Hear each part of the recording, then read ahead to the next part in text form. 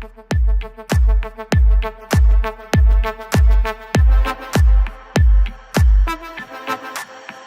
the club going hard on a Tuesday. Got your girl in the curtain shake Tuesday. Club going hard on a Tuesday. Got your girl in the curtain shake Tuesday. Club going hard on a Tuesday. Got your girl in the curtain shake Tuesday. Club going hard. Bien, nos acompaña el doctor Fernando Flores Camacho, académico del Centro de Ciencias Aplicadas y Desarrollo Tecnológico de la Universidad Nacional Autónoma de México, físico y doctor en Pedagogía, ambos grados por la UNAM. Y bueno, ha sido profesor de la Facultad de Ciencias en la carrera de Física y profesor de posgrado de Pedagogía de la Facultad de Filosofías y otras instituciones ahí en la UNAM, invitado en diversas universidades extranjeras, autor de más de 50 artículos de investigación sobre aspectos de formación conceptual, cambio conceptual y concepciones de ciencia de los profesores. Y bueno, un gran currículum y nos sentimos muy honrados de tener su presencia aquí del doctor, porque precisamente él coordinó un libro que es muy importante, un referente, que se llama La enseñanza de las ciencias en educación básica en México, que fue editado por el INE, y bueno, él coordinó todos estos trabajos. Gracias, doctor, bienvenido, y bueno, le dejamos la palabra. Muchas gracias. Gracias por la invitación. Ya veo que pues, la mayoría ya están muy cansados. Sí, pues trataré de ser breve. Ya es un poquito tarde. Bueno, miren, ya les han comentado, por lo que he estado viendo, muchos aspectos que tienen que ver con las problemáticas que hay en la enseñanza de las ciencias.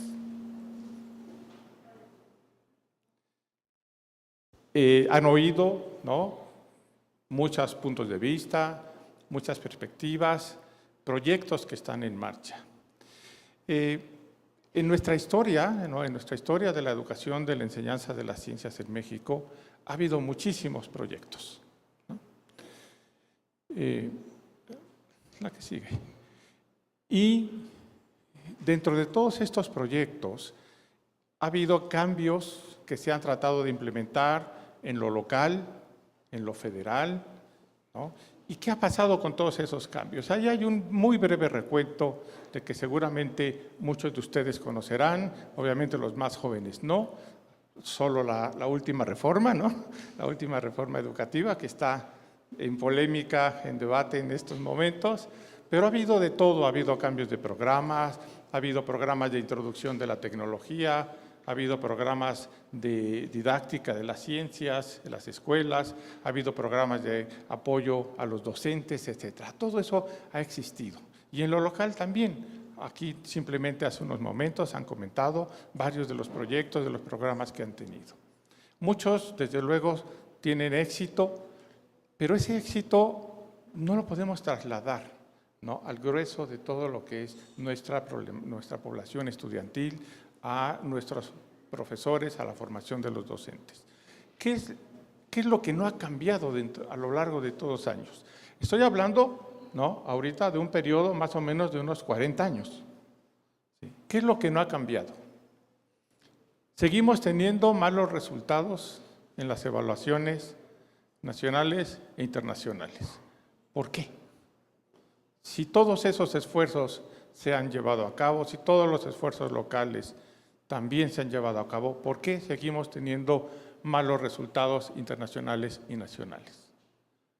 ¿Por qué nuestra educación sigue siendo de mala calidad y con una infraestructura insuficiente? Desde luego que hay escuelas que tienen buena infraestructura. Aquí yo veo una escuela que tiene prácticamente de todo, pero no en la generalidad, ¿no? Hay otras normales donde prácticamente no tienen nada. No sé en este caso, pero en la mayoría de nuestras escuelas los experimentos y los laboratorios han desaparecido, ¿no? Seguramente se van a las secundarias, ¿no?, Y ya los laboratorios no eran como cuando nosotros estudiamos, que había laboratorio de física, ¿no? No me dejarán mentir aquí los que estamos más o menos del mismo vuelo, ¿no? Había laboratorios de química, de física, etcétera, profesores, equipo. Ahora va uno a las escuelas y no hay nada. Y tenemos, como ya se ha dicho muchas veces aquí, una educación que fundamentalmente está centrada en la memoria y la repetición. Y eso, sobre todo en las clases de ciencias, quitando las excepciones. La que sigue, por favor. Desde lo macro, ¿cómo podemos explicar estas problemáticas? Bueno, podemos pensar en que hay metas y objetivos sin continuidad. ¿Cuántos proyectos no se han llevado a cabo que no les damos continuidad? Echamos a andar un proyecto, se acabó el proyecto, se acabó el presupuesto y no sigue.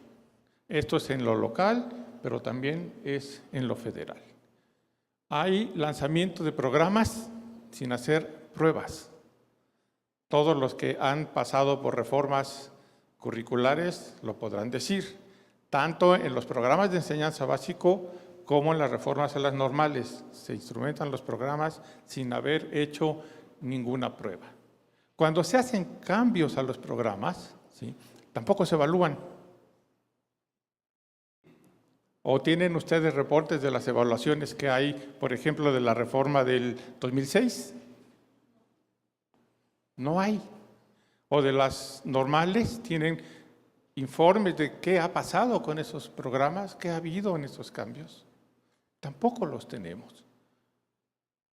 Y luego, para acabarla de amolar, ¿no?, hacemos esos cambios en función de modas, ¿sí?, como si fuera cambiarnos de ropaje, ¿no? ¿Qué modas reconocen ustedes? A ver, díganme alguna.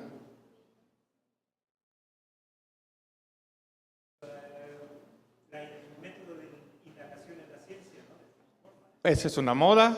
¿Qué otra moda? Competencias. ¿Otra moda? Aprendizaje es clave. ¿Qué otra moda?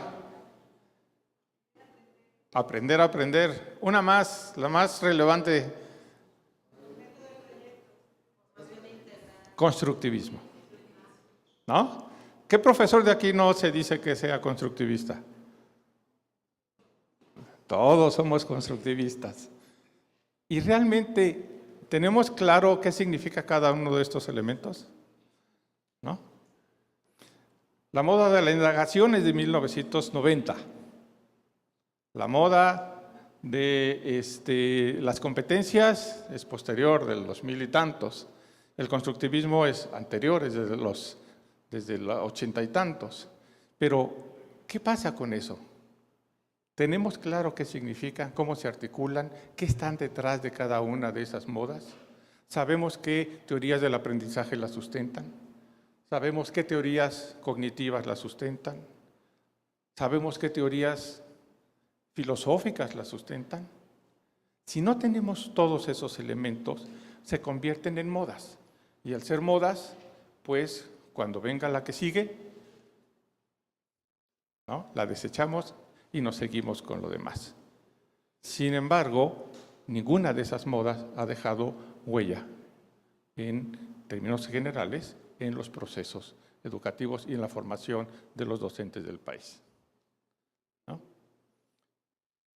La que sigue, por favor.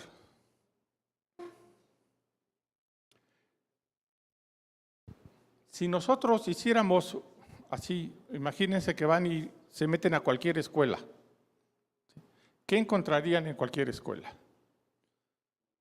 Clases tradicionales, experimentación y argumentación prácticamente inexistentes, escaso desarrollo del pensamiento crítico y analítico, que se ha visto aquí, y una concepción de ciencia y de aprendizaje que son absolutamente anacrónicas, que no han cambiado a pesar de las modas. Siguen estando firmemente establecidas en la mayoría de todos nosotros, alumnos, docentes, padres de familia y tomadores de decisiones, ¿no?, los que están a cargo de las secretarías, subsecretarías, etcétera. Estoy hablando en general. ¿Qué posibilidades tenemos de cambio ahora? No se nos olvide que en esos 40 años de ensayos también ha habido 40 años de investigación educativa en enseñanza de las ciencias que nos aporta una gran cantidad de elementos de los cuales la mayoría no somos conscientes de ellos porque no los hemos analizado, porque no los hemos estudiado, porque no nos hemos metido a los procesos de investigación. Y eso es algo que veremos un poquito más adelante, es fundamental en cualquier formación docente. Y desde esas posibilidades de cambio tendríamos mejor comprensión de lo que son nuestros alumnos, cuáles son sus problemas de aprendizaje, cuáles son los elementos que tienen para poder argumentar, para poder plantearse preguntas, como decían hace rato, pero que estas preguntas no solo queden en el planteamiento de las preguntas si hago una actividad, sino qué más sigue, qué más puedo hacer en el largo plazo para el desarrollo de los chicos. Mayor claridad también tenemos sobre la enseñanza y la naturaleza de la ciencia, mayores posibilidades del desarrollo de los procesos de indagación, argumentación, etcétera, en profesores, mayores posibilidades de desarrollar currículos, formas de enseñanza y, desde luego, más claridad sobre el uso de las tecnologías, que es algo que han estado hablando también, ¿no?, desde el día de ayer, según entiendo, con Fernando Gamboa y en la mesa que tuvieron hace un rato, ¿no? Entonces, todos esos elementos allí están. Si nosotros buscamos en la literatura, ¿sí?, si nosotros vamos a los libros y a las revistas donde nos relatan lo que han hecho, lo que han investigado, etcétera, encontramos que todos esos factores que están ahí han sido analizados, han sido investigados y nos llevan a tener diferentes propuestas de trabajo en el aula. ¿Qué nos está faltando entonces? Bueno, pasemos a otra de las etapas de la charla. Hablemos de las concepciones de aprendizaje, porque ese es uno de los elementos que, si no lo resolvemos, independientemente de la posición que nosotros tengamos sobre el aprendizaje, si no tenemos la claridad suficiente para poder darle sentido a nuestra actividad, todos los aspectos que nos puedan brindar novedosos, todas las metodologías que puedan aportarnos en eventos como este, todas las buenas prácticas que han ido relatando, ¿no?, desde la mañana con los niños en las cuestiones de la difusión de la ciencia, en las cuestiones de la práctica en la escuela, de los concursos de ciencia, todos estos elementos, si no tenemos dónde anclarlos en un proceso que nos ayude a llevarlos en el largo plazo, ¿sí?, entonces pues nos vamos a seguir quedando en las anécdotas. Qué bonito sería esto, los alumnos lograron tal cosa, la Feria de Ciencias ganaron el premio, etcétera. Pero ¿qué pasa con el resto de todos nuestros alumnos? ¿Qué pasa con el resto de todos nuestros profesores? Tenemos que tener una mirada hacia la, digamos, completitud de nuestro sistema educativo. Sabemos que hay individualidades, sabemos que hay alumnos muy brillantes y profesores muy brillantes, y que a pesar de los problemas del sistema o a pesar de todas las problemáticas que haya, van a salir adelante. ¿Y los demás? ¿Dónde los ponemos? ¿Nos concentramos solo en ellos o tratamos de abarcarlos a nuestra gran mayoría de alumnos y profesores? Y en ese sentido es necesaria nuestra reflexión sobre qué es para nosotros aprender, en este caso, ciencias. Es común, como está ahí, encontrar que el aprendizaje en cualquier escuela que vayamos tenga que ver con información, tenga que ver con conceptos, ejercicios y memoria. Y hay otros factores, pero estos 4 factores son los que pongo aquí sobre la mesa para que, bueno, creo que todo mundo podemos identificarlos, ¿sí? Aquí las chicas que están, por ejemplo, aquí adelante, han tenido clases de ciencias, ¿sí o no? De física, que es mi favorita, ¿sí? ¿Es su favorita? Creo que no, ¿verdad? ¿Por qué? ¿Qué hacen en su clase de física? Ecuaciones. ¿Y entiendes las ecuaciones? ¿Sabes qué significan?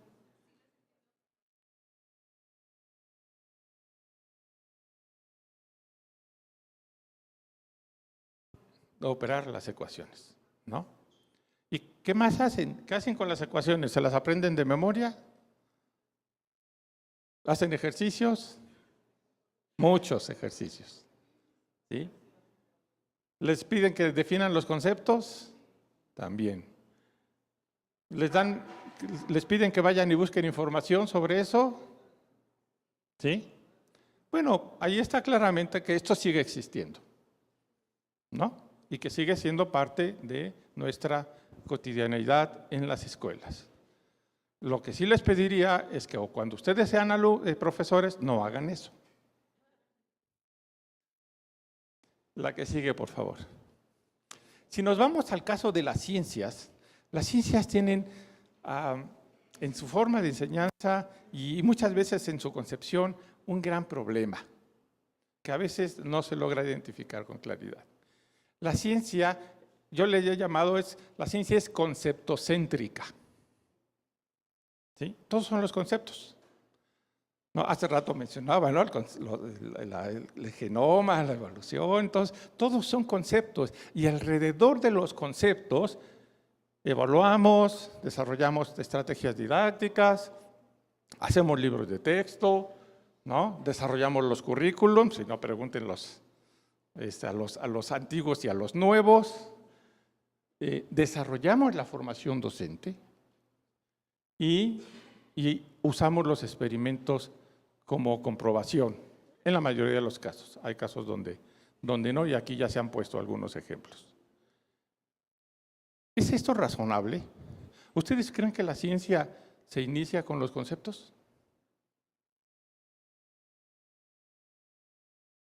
Entonces, ¿por qué están en el centro? ¿Alguna vez nos hemos hecho esa pregunta? El concepto de, ¿qué concepto les gusta? A ver, aquí a las chicas que les gusta la física. El de aceleración, ¿no? El de fuerza, el de energía. ¿Cuál? El de gravedad, etcétera. ¿Se construyeron así? ¿Así se construyó la ciencia? ¿A alguien se le ocurrió, el concepto de gravedad? ¿A Newton realmente creen que se le cayó la manzana y se le ocurrió la gravedad? ¿O el pobre se pasó pensando muchos años cómo organizar, ¿no? Todos los elementos que tenía a su alcance, pero no solo los de él, los de los otros y los de sus contrarios? Porque deben de saber que Newton tenía muchos contrarios, ¿no? Y le tiraban en serio. Y así funciona, pero el concepto no es el centro, el concepto es un resultado. Y con el concepto se construyen más estructuras, se les da coherencia a las estructuras, se construyen teorías, que es lo que le da sentido a la ciencia. ¿Sí? Pero si seguimos poniendo a los conceptos en el centro, lo único que nos queda es seguir con nuestra enseñanza, donde si tengo conceptos y los conceptos están estructurados y están puestos en un libro de texto, pues los transmito, ¿no? Y trato de que los otros se apropien o les den significado. Pero eso no es un proceso simple.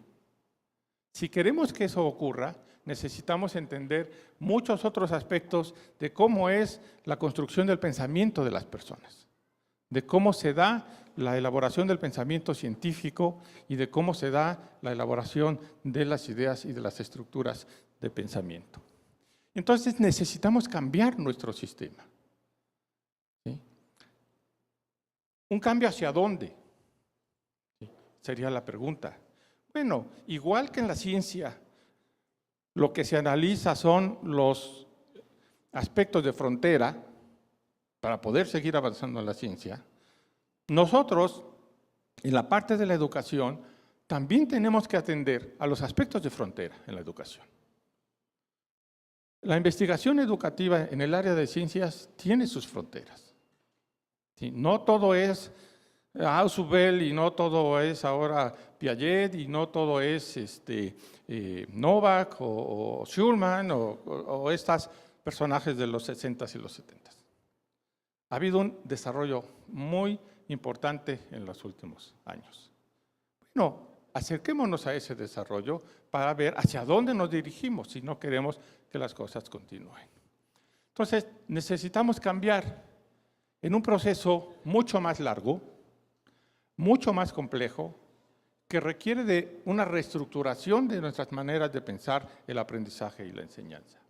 Necesitamos interacciones, ¿no? Interacciones, como ya se dijo, en diversos ámbitos. La interacción alumno-alumno, alumno-profesor, profesor con los cuerpos colegiados, con los investigadores, con la gente de la divulgación, con los investigadores en el área educativa, etcétera. Pero necesitamos buscar formas de interacción. Tenemos que buscar formas de multirepresentación. Algo que vamos a ver un poquito adelante es el nuevo papel que están jugando una vieja idea que es las representaciones. ¿Para qué sirven las representaciones? Necesitamos saber que son procesos temporales de largo plazo, ¿sí? Y que las semanas de divulgación de la ciencia o las semanas de ciencia en las escuelas son muy buenas, muy importantes, pero se acaban en una semana. Y necesitamos que duren todo el ciclo escolar, ¿sí? Entonces, allí necesitamos tener claridad sobre cómo ese tiempo lo podemos ir manejando a lo largo, ¿no?, de todo el curso escolar para que vayamos ayudando y construyendo cosas. Necesitamos, por lo tanto, un cambio continuo y entonces sí, al final de todo ese proceso van a empezar a aparecer los conceptos y las teorías, no al inicio. Estamos haciendo las cosas al revés. No construimos el final, empezamos con las partes iniciales. La que sigue, por favor. Bueno, veamos ahora la nueva moda, ¿sí? La nueva moda, pero que está sustentada en la investigación, que es el aprendizaje como cambio representacional. A ver, ¿quiénes? Imagínense, a ver, vamos a ponerlo así. Imagínense que tenemos a un estudiante que le gusta mucho la física. Yo creo que es aquí a nuestro compañero, ¿sí? Y le preguntamos, oye, explícanos cómo es la caída de un objeto. Y nos dice, pues miren, hay una fuerza, ¿sí?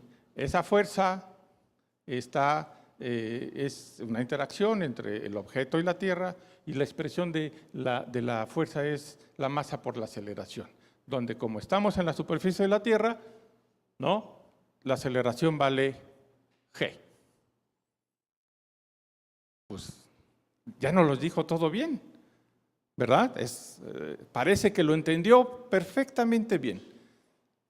Y ahora le preguntamos, ¿cómo describirías qué es el movimiento de esa piedra en el tiempo? ¿Cómo sería? ¿Quién me contesta? Que no sea el físico. ¿Cómo es? ¿No llevaron física?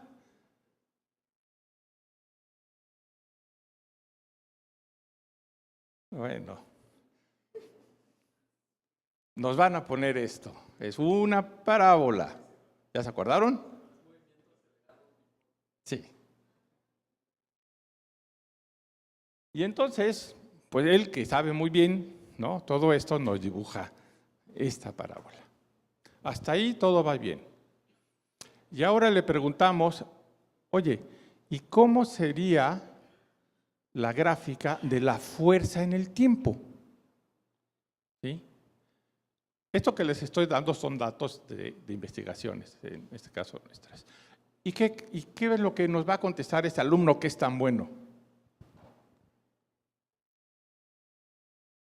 Nos pone eso. ¿Está bien o está mal?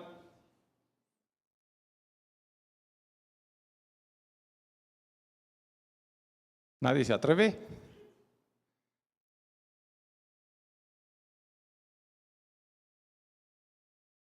¿No?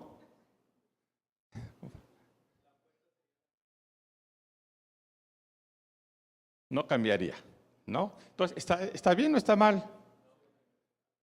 Exacto. Ahora, el problema no es que esté mal. Todos nos equivocamos, ¿no? El problema es qué lo llevó a poner eso.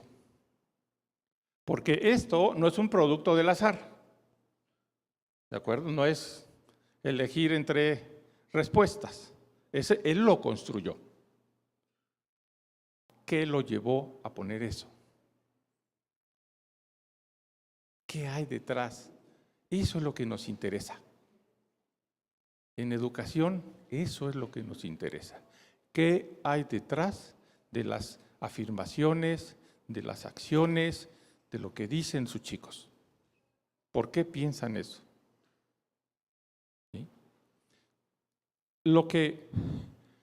La respuesta es esa, la que ya pusieron ahí. Lo que tenemos que tener en cuenta es, si se fijan, hay una similitud entre esta y esta. Eso ya me está dando indicios de que el chico está pensando en la fuerza en términos del propio movimiento.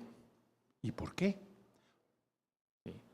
Y cuando me acerco a él y le empiezo a cuestionar y empiezo a preguntarle por qué está pasando todo eso, me doy cuenta de que la imagen que tiene, la representación que se ha hecho del movimiento de caída libre es la única que ha tenido en la escuela y en sus libros de texto, es esta. Y ese es su único elemento para pensar lo que sigue. Entonces, no podemos quedarnos con eso. Tenemos que averiguar dónde están esos elementos. Hace rato mencionaban las ideas previas. ¿Sí?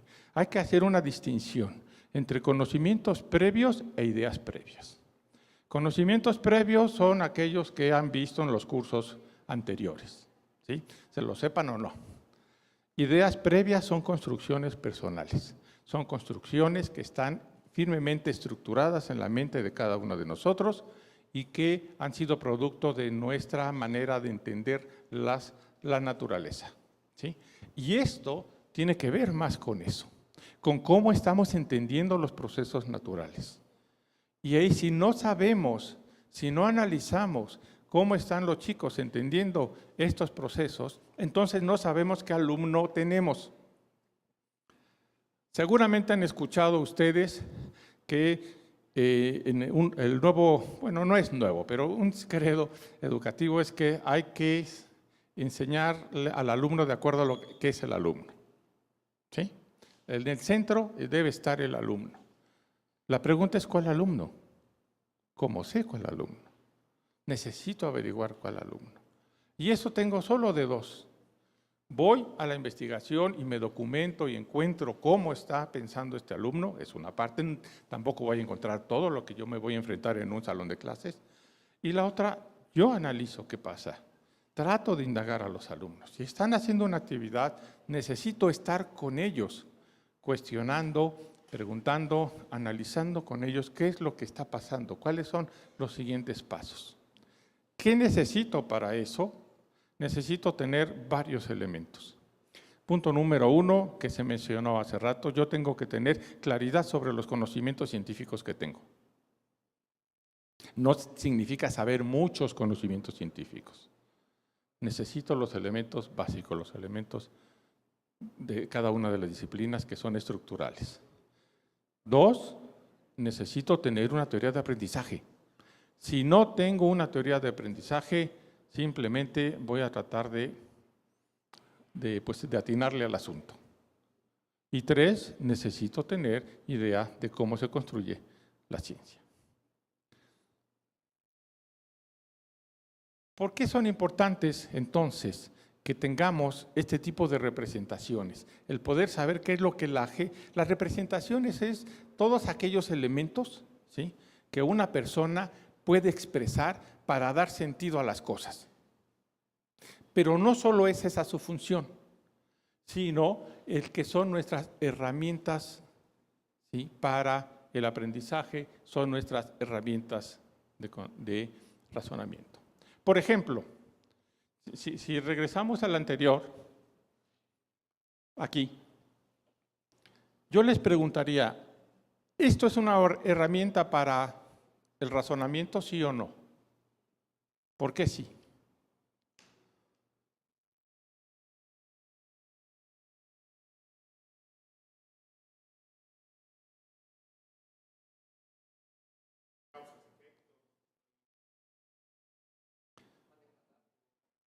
Manejo datos, hago un razonamiento, puedo tener exploraciones de puntos que no he medido, de puntos que están o entre o después de las mediciones. Puedo ver qué pasa, por ejemplo, si le pongo a la manzana un paracaídas. ¿No? ¿Esto me sirve para razonar? Sí me sirve para razonar. Las representaciones son elementos fundamentales y siempre nos las saltamos y llegamos, como en todos los casos, a las ecuaciones. ¿Sí? Que también son representaciones y también nos sirven para razonar, pero no son el único y además son las más complejas de usar para razonar, no para resolver problemas, sino para razonar los procesos físicos. Entonces necesito tener o químicos o biológicos, ¿no? Porque aquí veo que la mayoría son biólogos, ¿no? Y necesito tener esas herramientas, necesito tener esos elementos para poder razonar sobre las cosas. La que sigue, por favor. Ese es el valor de las representaciones. Las representaciones no pueden ser elementos aislados, ¿sí? Tienen que estar estructurados, tienen que estar en conjunto. Aquí, por ejemplo, sigue, ponle otra y otra. ¿Sí? La que sigue. Ahí. Todo esto es del mismo fenómeno. ¿Sí? Aquí es para chicos del bachillerato, pero bueno, lo mismo es para estudiantes de la normal, ¿no? Porque están estudiando sus licenciaturas. Entonces necesitan de tener una manera de aproximarse, de pensar las ciencias naturales con aspectos como estos. Necesito tener diversas formas de apreciar los fenómenos, diversas formas de ver cómo puedo darle sentido a cada uno de estos elementos, porque cada uno de estos elementos son herramientas para razonar y para aprender. Y en la medida en que logre hacer todo esto, tendré un marco representacional más rico que me va a permitir ahora sí darle significado a las cosas. Si no construyo marcos de representación lo suficientemente armados y estructurados, pues difícilmente voy a poderle darle el sentido, la dimensión, la comprensión que las ciencias requieren. Contar con marcos de representacionales también implica disponer de un sistema inferencial para construir explicaciones y modelos. Eso, por ejemplo, es una pregunta que hicimos en una prueba que les pusimos a unos chicos en una investigación que estamos haciendo. Y les preguntamos, bueno, tienes un tráiler y un coche y chocan, ¿sí? Representa gráficamente cómo son las fuerzas ahí. ¿Qué pueden notar ustedes? Ajá.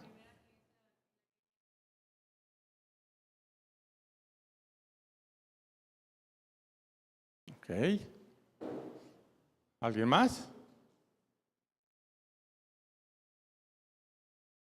Fíjense. Nos dice, hay dos tipos de fuerzas. La primera pregunta es, ¿las fuerzas están per se? ¿Alguna vez se lo han preguntado?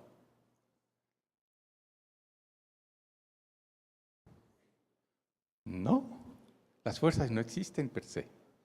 La fuerza ocurre en el momento de la interacción. Cuando yo le doy un golpe a esta silla, en el momento en que le doy el golpe es cuando las fuerzas aparecen. ¿Sí? Esa es una. La otra, si se fijan, el coche chiquito tiene una fuerza chiquita y el tráiler tiene una fuerza grande. Y después vemos que rebotan. Y el chiquito se va con su fuerza chiquita y el grande se va con su fuerza grande. ¿qué nos está diciendo esto? O sea, es nuevamente la construcción del alumno. Porque las fuerzas rebotan y hay una concepción de materialidad de las cosas. O sea, las fuerzas existen, las fuerzas están en las cosas, etcétera, etcétera. No voy a abundar más en los detalles, ¿no?, de la investigación porque no es el tema, no quiero aburrirlos con la física, pero lo que sí quiero dejarles en claro es que el que estas cosas aparezcan y que si ustedes hacen preguntas como estas, les van a aparecer, son elementos sobre los cuales nosotros como profesores tenemos que trabajar. Porque ahí es donde nos estamos dando cuenta de cuáles son las construcciones mentales que están haciendo, los modelos mentales que están haciendo los chicos para representarse las cosas. Y necesitamos ver qué hacer después. Pero para eso, repito, necesitamos tener una teoría de cambio. La que sigue, por favor. Como vimos hace rato, las ciencias siempre nos han presentado y en la educación siempre las hemos presentado así, no necesariamente es culpa de la ciencia, la cuestión conceptocéntrica. Necesitamos descentrar a los conceptos, construir en los alumnos formas de poderse representar, explicitar sus ideas, sus cosas, para que a partir de ellos podamos desarrollar, poder enmarcar procesos didácticos. Y entonces sí, a través de este conjunto de elementos representacionales, poder emplear la experiencia cotidiana que tienen, las explicaciones posibles que generen, los contextos diversos en los que las cosas funcionan y se representan, las formas diversas, como ya vimos varias, de representar las cosas, la parte experimental, indagatoria, y todo lo que ustedes quieran, no debe estar centrada en el concepto. Y aparecerán los conceptos, necesariamente van a aparecer los conceptos, pero no son el centro. ¿Se imaginan lo que esto implica curricularmente? ¿Sí o no? Es un cambio relevante. No es un cambio cosmético, ¿sí? Es darle la vuelta a toda la estructura, ¿no?, curricular que se ha estado usando en muchísimo tiempo. Bueno, esto empieza a ocurrir en el mundo. Este tipo de análisis, este tipo de reflexiones empiezan a ocurrir en el mundo y empieza a haber ajustes, mejoras, transformaciones en esta dirección. Lograr transformar representaciones requiere de procesos educativos donde los estudiantes estén inmersos, ¿no?, en un ámbito rico en fenomenología, en estructuras argumentativas y en reflexiones metacognitivas.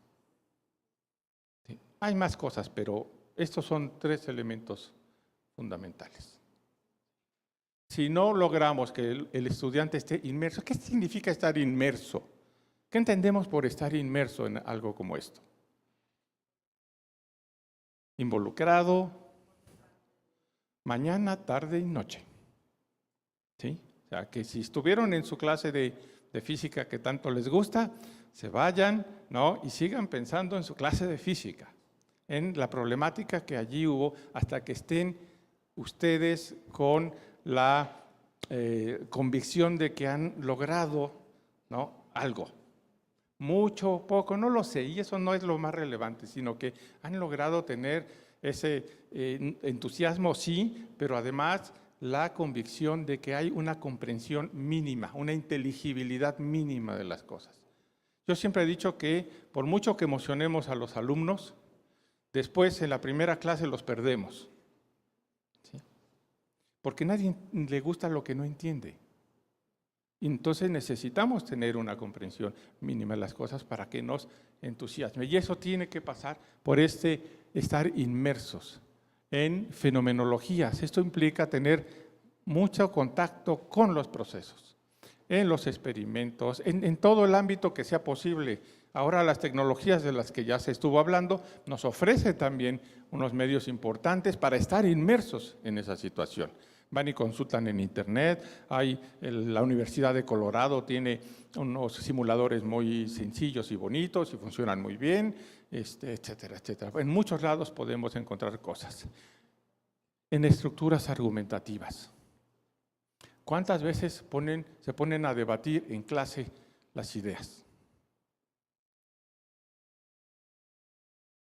Poquitas veces, ¿no? En algunas clases, ninguna vez.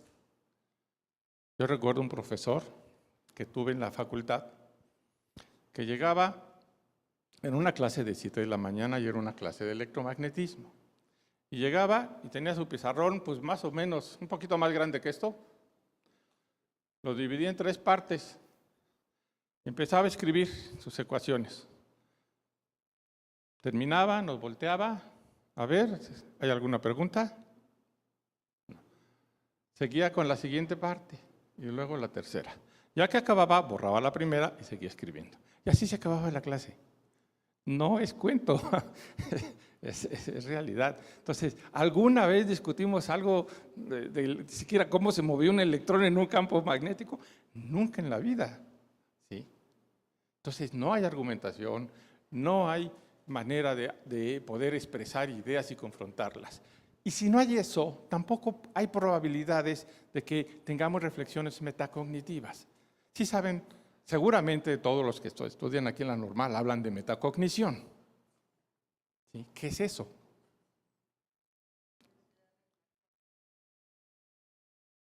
De reflexionar qué estoy haciendo, cómo lo estoy haciendo, si lo que estoy aprendiendo me es significativo, y qué implica significativo, si es inteligible, plausible y fructífero.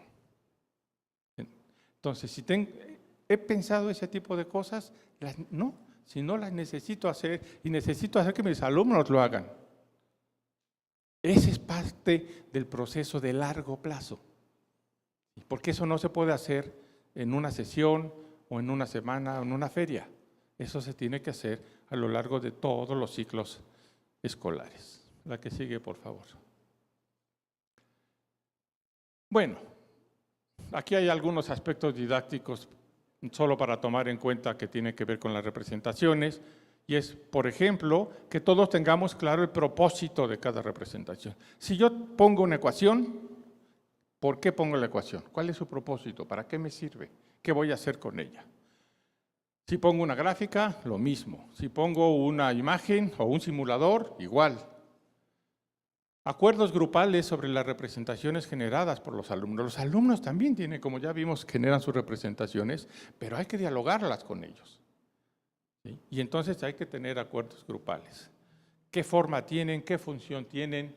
Si finalmente representan lo que quiero expresar o no de los fenómenos. Las secuencias que podemos planear con este tipo de visión, de una visión donde el aprendizaje es un aprendizaje de cambio siempre. Es un aprendizaje en donde las mentes no están estáticas, en donde siempre tenemos que estar, como ya hemos visto, todo este proceso de cambiando, reflexionando, construyendo representaciones nuevas. Los profesores deben clarificar, ¿no?, los fundamentos de las representaciones y los conceptos claves, porque no son fáciles. A ver, si yo les pongo el caso de la gravedad que mencionaron hace rato, ¿es un concepto simple o difícil? Pues claro que es difícil. ¿Por qué es difícil el concepto de gravedad? Lo puedo poner en una fórmula, pero eso no me significa lo que es ni el concepto de gravedad. ¿Sí? ¿Qué implica? ¿Cómo es la interacción entre los cuerpos? ¿Por qué es así la interacción de los cuerpos? ¿Por qué cambian? Etcétera, etcétera. ¿Sí? Todo eso debe de estar clarificado. Necesidades, ¿por qué necesito representar? ¿Cómo coordinar mis representaciones? ¿Cómo coordino una gráfica con una ecuación? ¿Cómo coordino una ecuación con una simulación? ¿Cómo coordino una gráfica con un video que tomo del fenómeno? O sea, hay muchos elementos que necesitamos establecer, que muchos de ustedes han hecho muchas cosas al respecto, pero necesitamos tener la claridad de que todas son necesarias, de que todas deben articularse y de que todas deben estar inmersas en el mismo proceso educativo. Y debe, por lo tanto, haber proceso de alineamiento entre las representaciones construidas por las estudiantes y las que vienen en los textos. Que, por cierto, muchos textos tienen muchos problemas de las representaciones, tienen unos errores terribles, también en lo que dicen a veces, ¿sí? Entonces, tenemos que estar al tanto de eso.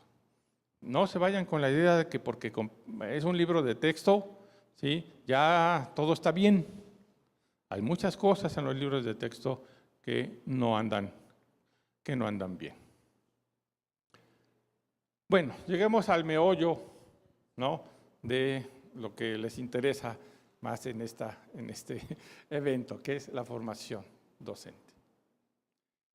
Estamos acostumbrados, sí, en la formación docente, y lo digo con experiencia también de haber hecho lo mismo, en alguna parte de nuestra trayectoria, de nuestra formación, a que los profesores lo que hay que darles son prescripciones y normas, ¿sí? Entonces, profesor, puede hacer esta actividad. Y entonces la hacen y preguntan qué otra más puedo hacer. O puede seguir esta metodología didáctica. O no se olvide de que si el alumno es muy preguntón, ¿sí?, dependiendo cómo sea sígale preguntando o no le haga caso y váyase con el siguiente. O sea, hay muchas normas, muchas prescripciones para enseñar. La pregunta es, ¿así aprendemos? ¿Creen que porque estamos estudiando una formación docente o porque estamos estudiando en una universidad pedagógica, etcétera, aprendemos distinto que los demás? ¿Creen que aprendemos distinto que los chicos de secundaria? No somos diferentes. Somos exactamente iguales todos nosotros. No tenemos diferencias más que a lo mejor en gustos, ¿no? ¿Sí? Cosas así, pero en términos de procesos generales de aprendizaje no tenemos diferencias. Entonces la pregunta es ¿por qué esa forma prescriptiva de trabajar en las escuelas de formación de docentes? Aquí tenemos que hacer nuevamente un cambio relevante, y es que la formación debe estar alineada con los procesos de aprendizaje que esperamos se den en los alumnos.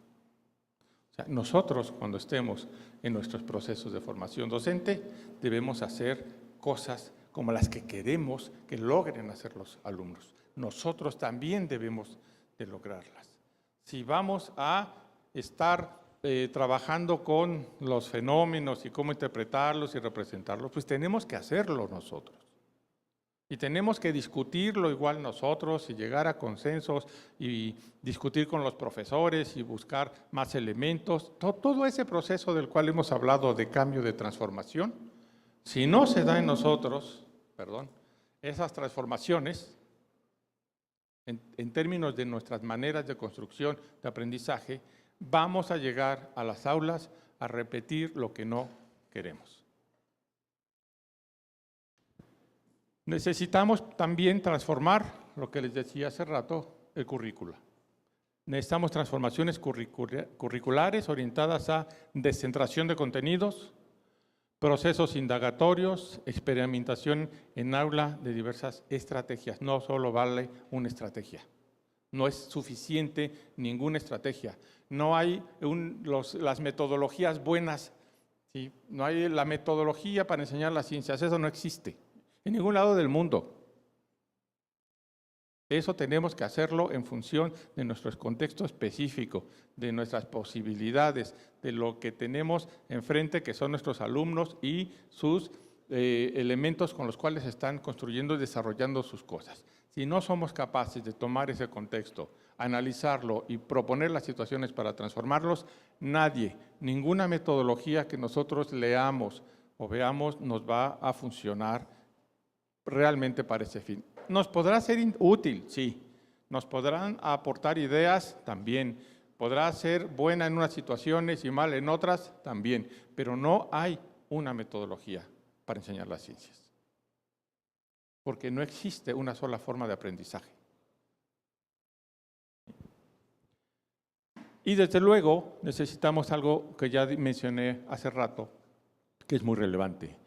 Transformar nuestras concepciones de lo que es la naturaleza de la ciencia, esto es, qué es la ciencia, cómo se construye la ciencia y cómo se aprende de manera estructurada, correlativa con esas ideas.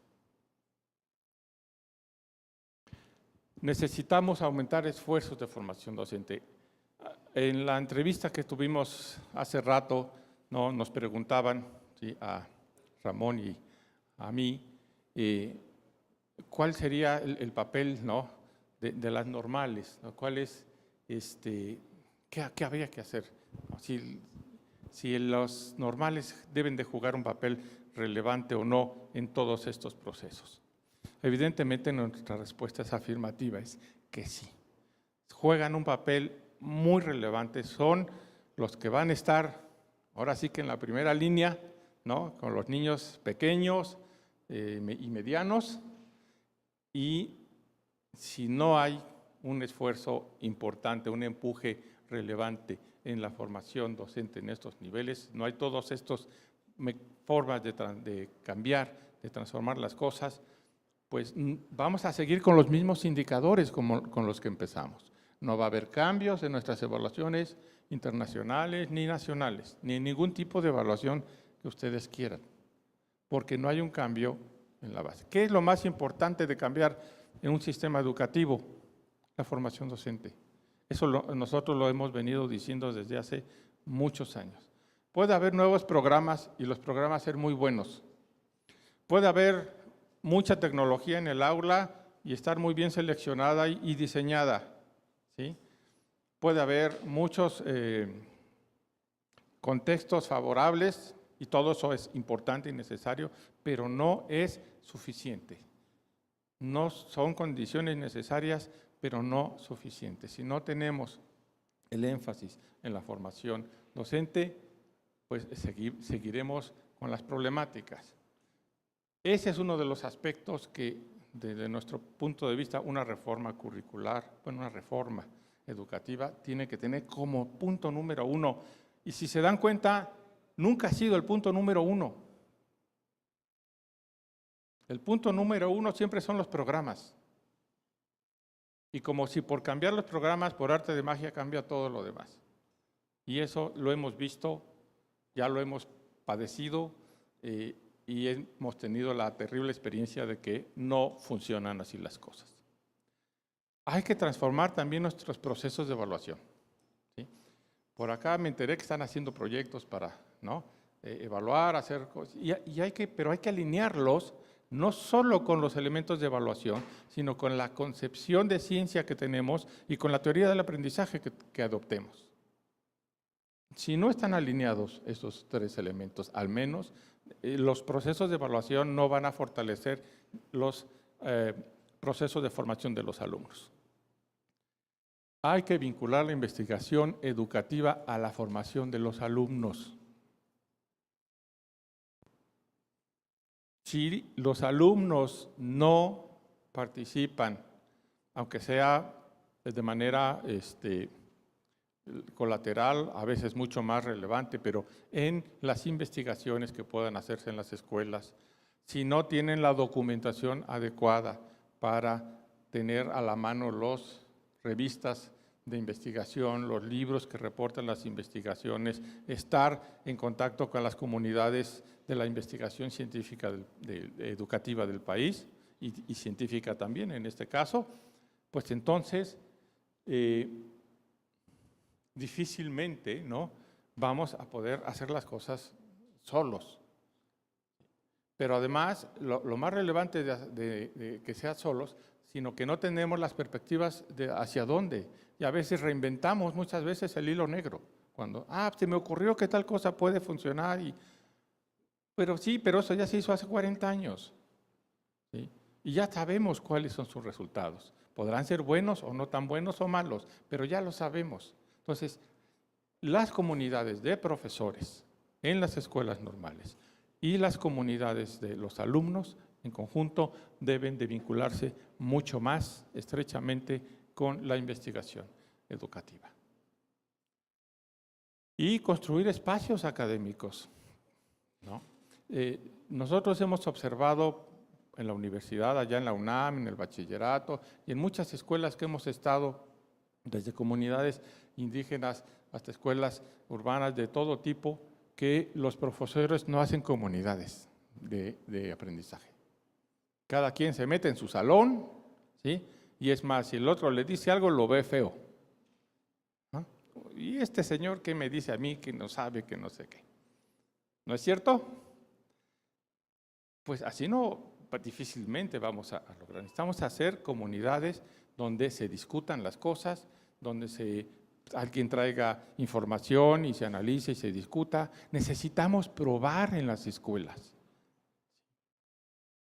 Si a un profesor se le ocurrió hacer tal cosa con los alumnos, bueno, pues vamos y probémosla. Hay una reticencia a probar con los alumnos, ¿no? Peor no van a salir, eso se los garantizo. Entonces tenemos que probar nuestras ideas y tenemos que evaluarlas, tenemos que medirlas. No se vale decir, se fueron muy contentos, creo que aprendió mucho. No es cierto. Se pudieron haber ido muy contentos y no haber aprendido absolutamente nada. ¿Sí? Necesitamos evaluar, necesitamos hacer comunidades entre los alumnos y entre los profesores de aprendizaje. Bueno, como les prometí que iba a ser breve, estoy más o menos cumpliendo, ¿sí? Porque ya están todos muy cansados, pero hay 2 escenarios. Y ahora sí que ustedes que son los jóvenes, ¿cuál es el que eligen? Desde nuestro punto de vista, ¿queremos seguir igual?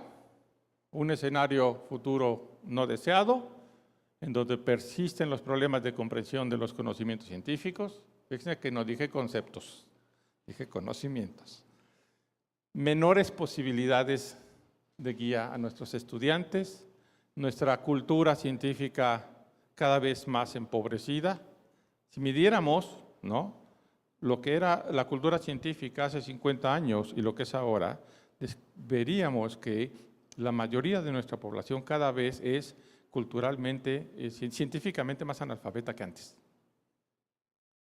¿No? Y entonces eso nos está llevando a consecuencias a largo plazo que no podemos predecir todavía en su magnitud.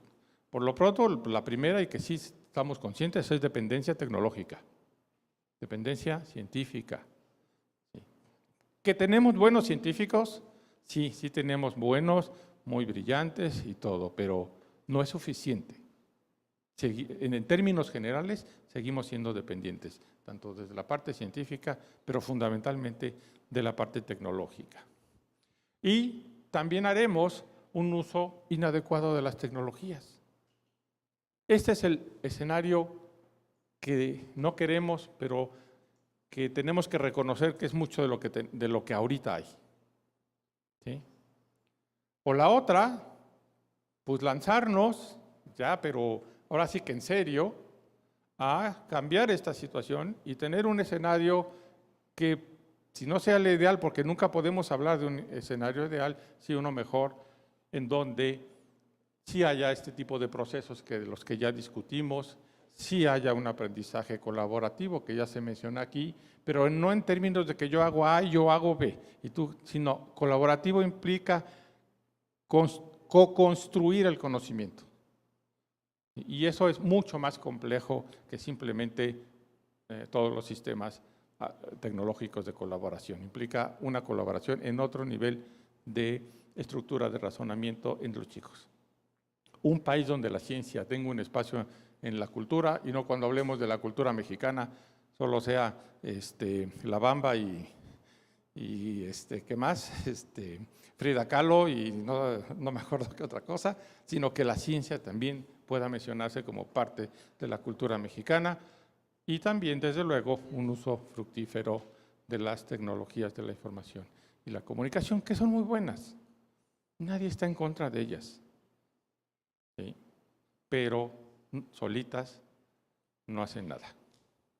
Necesitamos que estén ancladas en una estructura que es complicada, sí, que es difícil de poder desarrollarse en ella, sí, pero para eso pues ustedes están siendo profesionales de la educación.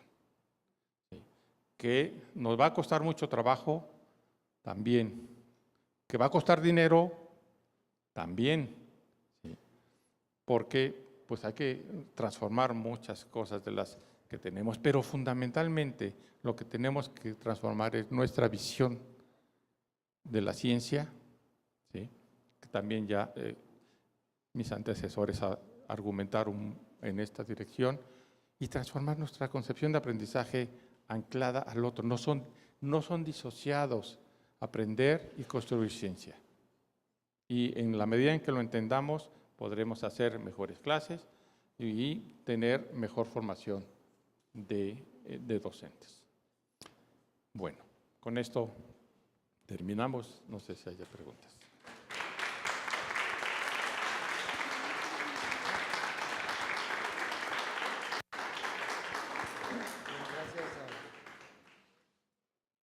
Ya no tiene pila.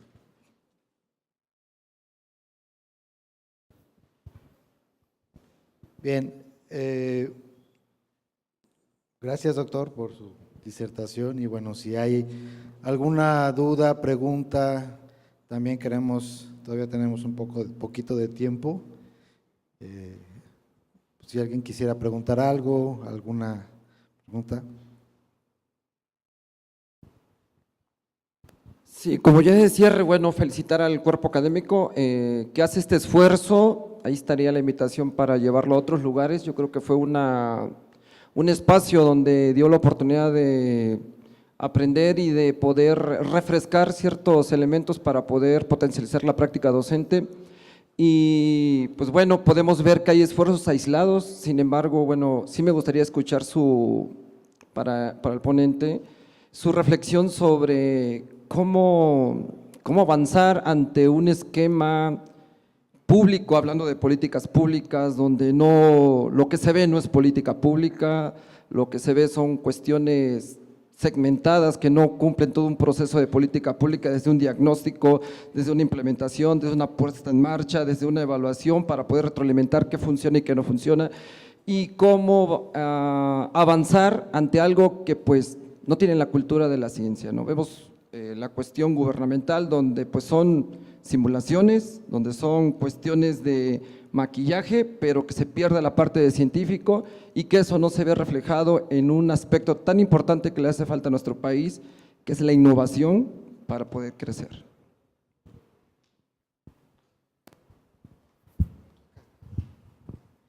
Bueno, esta es una pregunta compleja y que tiene muchas aristas, ¿no?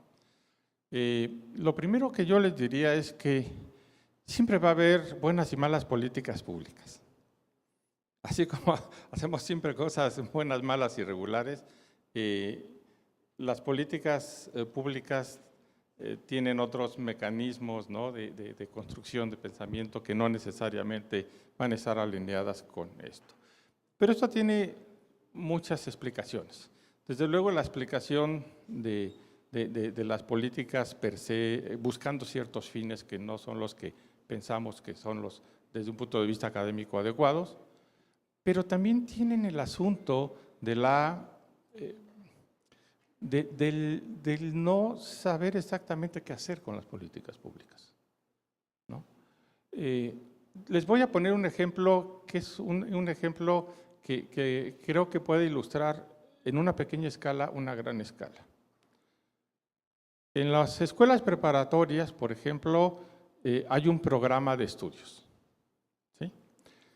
Y la mayoría de los profesores critica el programa de estudios. Este programa no sirve, no tiene esto, etcétera, etcétera, etcétera. Pasan 10 años y hay que renovar el programa de estudios. Y muchos de los profesores que criticaron el programa de estudios ahora están haciendo el nuevo plan de estudios. ¿Sí?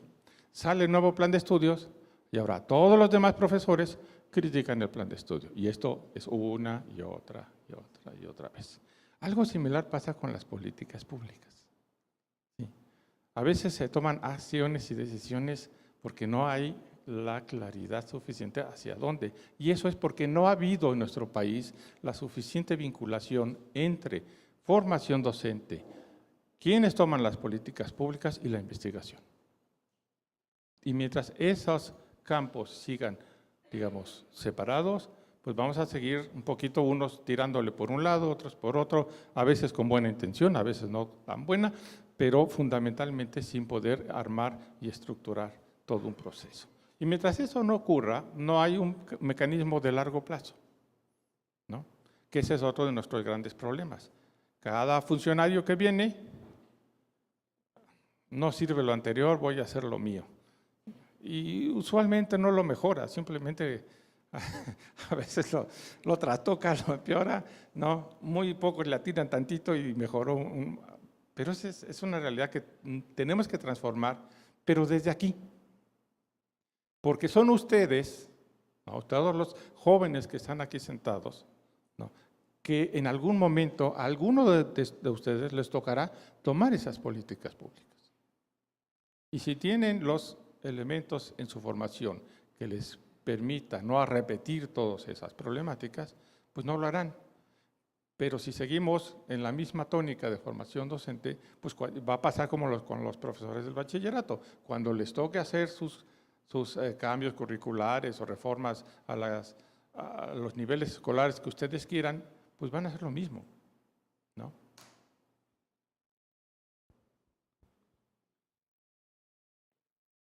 ¿Alguien más? Gracias. Una felicitación, Fernando. Rápidamente, la segunda, un comercial.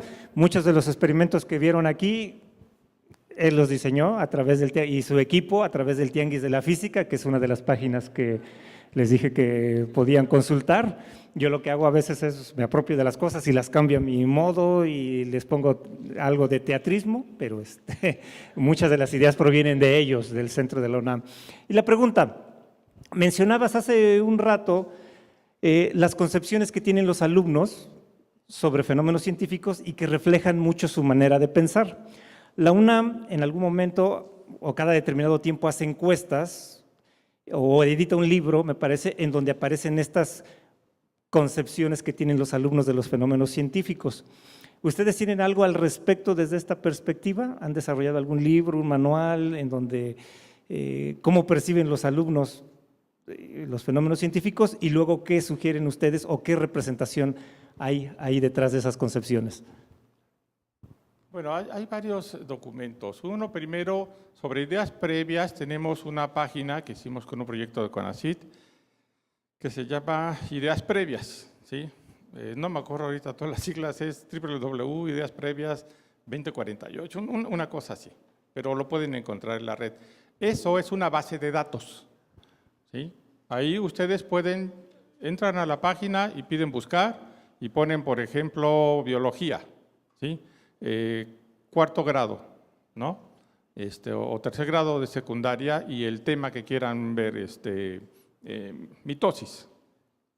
Y buscan y les van a desplegar una serie de resultados de investigaciones sobre lo que los alumnos piensan al respecto. Ya no está tan actualizada, debo confesar que no hemos tenido tiempo de actualizarla, pero recopila una gran cantidad de información de artículos que sigue siendo vigente porque el pensamiento de los alumnos no cambia, ¿sí? Esa es una.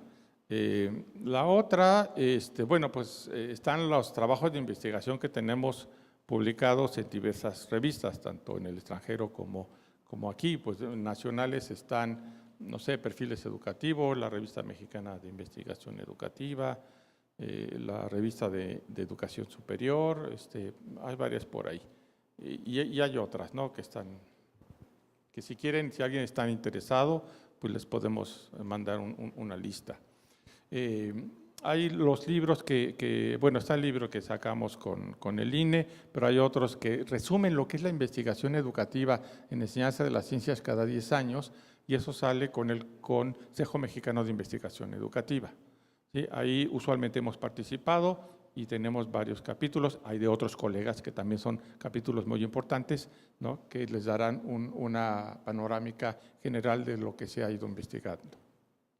La UPN saca un anuario educativo mexicano, siempre va retrasado algunos años, pero sigue saliendo y ahí también se podrán documentar. Sobre esto de las representaciones y qué hacer en el aula, yo espero que para dentro de unos cuantos meses salga un libro que vamos a publicar entre la UNAM y la editorial Santillana, ¿no?, ya sobre las representaciones en el aula y cómo los chicos la van pensando. Eso es, digamos, lo que podría pues presentarles que pueda ser de interés. Bien, gracias. Bueno, vamos a proceder a entregarle la constancia al doctor Fernando Flores Camacho. Bueno, se otorga por haber impartido la conferencia magistral de los conceptos a las representaciones, un cambio en la enseñanza y la formación de los docentes de ciencias. Bueno, celebrado en el foro que llevamos a cabo, efectuado los días 18 y 19 de junio en la Escuela Normal Veracruzana. Muchas gracias, doctor, por habernos acompañado. Un aplauso, por favor.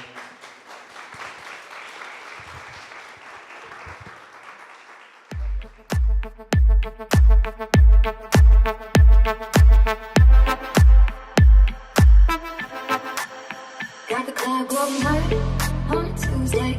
Got your girl in the cut and shake Tuesday club.